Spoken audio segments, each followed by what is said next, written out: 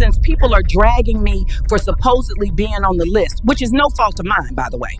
Yeah. Now, I'm going to bring up the fact. These children represent God. They're the most innocent and like God, and that's why the devil wants to kill them, wants to hurt them. It's always been this way since Pharaoh, and then to Herod, and to now, but more than ever. You're 7 years old and someone is stroking your it feels good. Right. Even though you don't have a name for what that is, it feels good. We have a darkness around us right now. We could lose our republic. Are we going to let our children go? And that's a question, and people have to answer. And I think they're onto this. And the way things are going to be done now, it's going to be changed from this point on. There's going to be a new direction in this country. On live television, that's Whoopi Goldberg attempting to shift the focus to someone else by shifting the blame.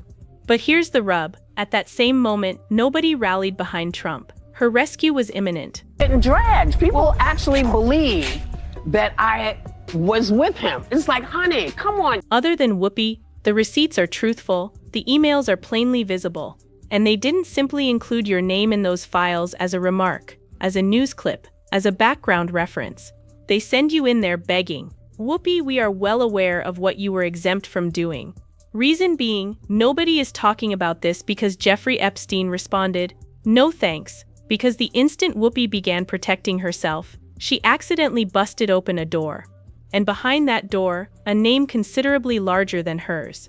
A name that keeps coming, continues returning, keeps sitting right at the heart of every single powerful circle related to this scandal, Oprah Winfrey. And this time, it's not just conjecture, it's documented, it's related, and it's being shouted out loud by those who were there. Let's set the stage. The Epstein files. Thousands of papers, hundreds of names, decades of secrets.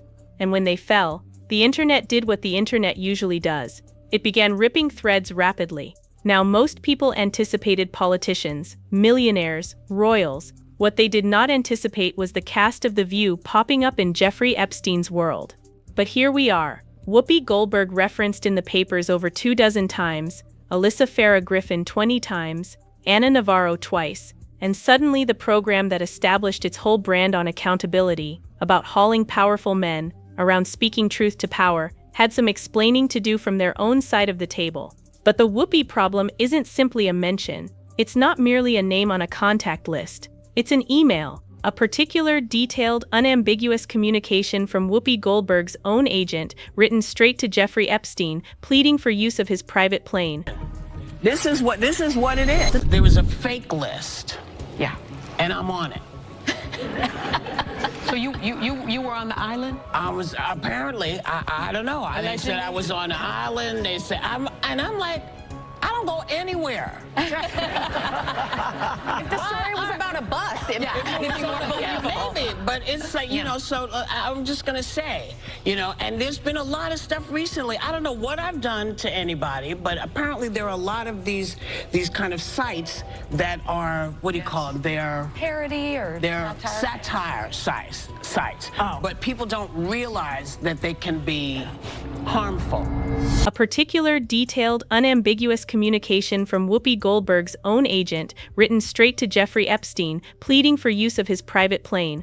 The destination, Monaco, France. Nice to be exact. A transatlantic journey that by any reckoning would cost north of $50,000 on a private charter. The occasion, a charity event, the White Feather Foundation, a cause related to Julian Lennon. And the ask? Simple. Don't charge Whoopi, let her use your Gulfstream for free. Now, to be fair, and we will go kind here, asking a rich pal for a private plane favor isn't the same as being implicated in Jeffrey Epstein's crimes.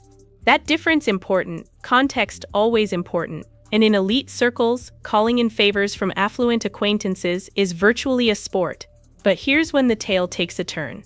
Because Epstein's response, 2 words, no thanks. Jeffrey Epstein, a guy who utilized favors, access, and generosity as his major instrument for creating influence over important people, looked at this offer and passed. And that detail, as minor as it appears, tells you something. Even Epstein had requirements for the connections he sought to establish. And Whoopi didn't make the cut. People are trying to turn me into... I wasn't his girlfriend. I wasn't his friend. You were too old for him. I was not only too old, but it was at a time, where this is just not. You used to have facts before you said stuff. But Trump is on the list 38,000 times. Well, I can't speak to him, but I'm speaking about me because I'm getting dragged. People actually believe that I was with him. It's like, honey, come on. 2 weeks, the program that has a hot opinion ready for anything, the show that never misses a news cycle, stayed utterly silent for 14 days while this tale spread around. And when they eventually talked, it was crafted carefully, intentionally. Here's the thing with Oprah Winfrey. She has spent decades establishing one of the most meticulously manufactured reputations in the history of American media. Trusted, revered, the moral compass of a generation. The lady you bring on when a scandal requires a human face of responsibility. And still, her name keeps popping up. Not in one location, not in one context, not tied to one contentious figure. Repeatedly, across years, across many scandals, sitting in close to some of the most powerful and finally most exposed individuals in entertainment history. Joe Rogan, someone not renowned for holding back, addressed this openly in one of his recent discussions. He was cautious, he was measured. He wasn't accusing Oprah of anything unlawful, but he posed the issue that millions of people were already asking: why do the same influential names keep emerging around Jeffrey Epstein's world? Why does closeness to one of the worst scandals in modern history keep hitting the same related circles? Why does Oprah have a relationship with a man who owned baby farms? I am so tired of Oprah, I really am. Oprah Winfrey has been the face of a lot of controversy over the years. We need to have a chat about Oprah. When I met Oprah, I was 15 years old. I was taken by my parent to a house in Simi Valley. She kissed me, she gave me an e-pill. And Rogan placed his finger on something essential. It's not simply about guilt. It's about transparency. It's about whether some persons exploited their standing, their reputation, their social influence to offer legitimacy to someone who should have been radioactive long before he was caught. Because here's what the files genuinely indicate regarding Oprah's relationship to the Epstein world, and this portion is recorded. This section is in the emails.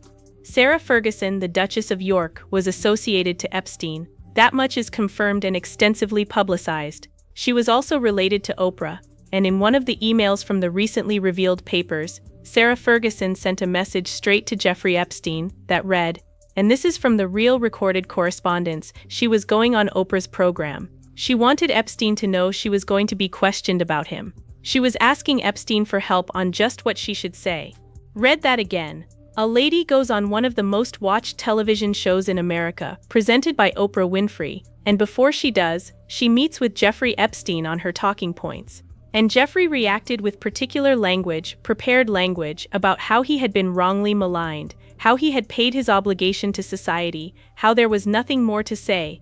This was 2011, years after his first conviction, years after his name should have been impenetrable. This is not a casual relationship. This is coordination. This is a communication loop that flows from Epstein right into the architecture of Oprah's platform. And he was with people in which I admired dearly. He was with Naomi Campbell, he had Oprah Winfrey there with him, who entered the room and was swinging off his arm and just seemed like a very dear friend. Now, does it indicate Oprah knew? Does it suggest she arranged it? No verifiable proof indicates that. But it poses a question nobody in mainstream media has been ready to ask loudly enough. Who was directing that narrative, and why? This is when the story stops being about Whoopi's humiliating email and begins being about something far broader. Because Oprah's name doesn't simply arise in Epstein-adjacent talks. Over the years, she has inhabited the same social and professional environment as a number of men who were eventually exposed for significant, documented, confirmed misbehavior. Harvey Weinstein, R. Kelly, Sean Combs, each one, at various periods in time, nestled securely within the most privileged corners of Hollywood. Each one had access, protection, and reputation. And each one finally crumbled under the weight of what they had been doing behind closed doors for years. On its own, each one of those overlapping social relationships may be ignored. Hollywood is a tiny world. Powerful individuals meet paths regularly. Proximity isn't guilt. I can name 6 names one of them who is still very powerful today. I always blamed myself. Even though intellectually I would say to other kids, I would speak to people and say, oh, the child is never to blame. You're never responsible for molestation in your life. I still believed I was responsible somehow, that I was a bad girl. Do you not want to have sex until you're married? Is that it? That's the way right now, that's what I feel. I mean, I was sort of brought up thinking that way, and I feel strongly about that. I feel when you do that have sex, you know it'll make headline. It appears like Whoopi Goldberg is fighting dirty because after being suspended from The View and getting humiliated for her name turning up in the Jeffrey Epstein files, Whoopi did not apologize and she did not lawyer up. Instead, she overturned the whole table. Now she's saying that Beyonce was not only in the mix, but that she was reportedly driving it, blackmailing celebrities, influencing storylines, and sitting on blackmail materials that could kill careers overnight. And here's the bit that always makes everything more stunning, because Whoopi adds that she has proof, not rumors, not conjecture, not vibes, but recordings. Suddenly, all these weird industry moments hit different than the award show speeches that felt a little too emotional. These careers that mysteriously disappeared, the lawsuits that disappeared in less than 48 hours, or Beyonce's friends that supposedly flopped on paper but somehow kept running even when the numbers never made sense. And if that wasn't complex enough, this purportedly ties the names previously engaged in the Jeffrey Epstein incident with murmurs now linking back to Diddy as well.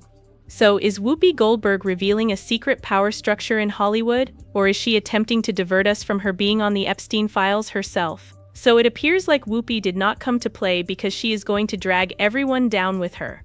She recently been suspended from her position on The View after she got name-dropped in the Epstein files. And what made the matter further trickier is that, a while back, she and other hosts of The View had a whole lot to say about the individuals on the Epstein list. And they challenged the DOJ to produce the whole redacted list. The next thing we know, Whoopi abruptly switched gears on the following program and arbitrarily denied that she was in the files. According to her, some individuals were attempting to alter the story to make it sound like she was besties with Epstein, and for some reason she denied being his girlfriend, which didn't make any sense at the moment. Well, it was enough to have fans do some investigating. And, surprise, surprise, her name was certainly in the files. Suddenly, her denial made sense. It looked like she was attempting to conduct some damage control before fans could figure things out. In this specific paper, she was seeking to utilize Epstein's jet to travel from the US to Monaco, and for some reason, the business managing her travel and lodging opted not to take the charter route but instead rent a private plane. For whatever reason, the preparations they made earlier had gone through, and the only choice they had was Epstein's aircraft. But this doesn't entirely make a lot of sense to supporters. Because one thing about Hollywood is that there is no scarcity of private aircraft for hiring. So why Epstein's plane? Plus, this was in 2013, after Epstein had previously been charged in 2006 with some serious charges surrounding minors. A lot of people in Hollywood knew about it, but that didn't matter to them. But Whoopi then went on The View and attempted to justify herself, arguing that people were taking things out of context, since she didn't really take the aircraft. It didn't help much since not only did she be banned and probably get fired from The View but she is now getting shamed for vulgarity on social media. So to nobody's surprise, she's finally started to fight back. And when she claims she's fighting back, she's fighting dirty. Her aim isn't only to clear her reputation, but to throw someone else under the bus, and that someone else is supposedly Beyonce. Now, as chaotic as all of this seems, it's really kind of clever since Beyonce is one of the greatest names in Hollywood. And by revealing Beyonce's connections to Epstein, Whoopi is very much shifting the emphasis off herself and putting it on Beyonce. Next, I'm going to release a documentary about Beyonce and Jay-Z. Beyonce used to go to Epstein Island and even perform sacrifices. I wasn't going to release all this, but since the Epstein files leaked on their own, I'll spill everything too. Beyonce and Jay-Z are even worse than Diddy. But hang up, wait a minute, because Whoopi has much more fangs than merely stating that Beyonce was acquainted with Epstein. Because according to her, Beyonce was somewhat of a handler. Everybody knows this story that's been going around about Jay-Z manipulating Beyonce and how Beyonce is just an innocent lady, right? Well, Whoopi is claiming that's BS since, according to her, she reportedly has proof of Beyonce blackmailing stars on the Epstein list. Yeah, everybody knows how stars constantly seem to pay tribute to Bey, right? Don't get me wrong, she's an icon in her own right. But fans have pointed out how bizarre it is that other stars appear to revere her. It's almost like they have to apologize to her anytime they win an honor over her. Like the time Adele made her Grammy triumph all about Beyonce. But I can't possibly accept this award, and I'm very humbled and I'm very grateful and gracious, but my artist of my life is Beyonce, and this album for me, the Lemonade album, was just so monumental. Beyonce, it was so monumental. But as insiders have alleged throughout the years, it is definitely more about fear and intimidation. Everybody knows how her former bodyguard exposed her for terminating Carrie Hilson's career, right? Beyonce, how you guys ended Carrie Hilson's career because she said something about you. That's how hateful you guys are. How you step on anybody. Interestingly enough, the bodyguard fell unexpectedly under suspicious circumstances not long after exposing some of the more ominous revelations regarding Beyonce and Jay-Z. And now Whoopi is claiming that it goes much beyond that.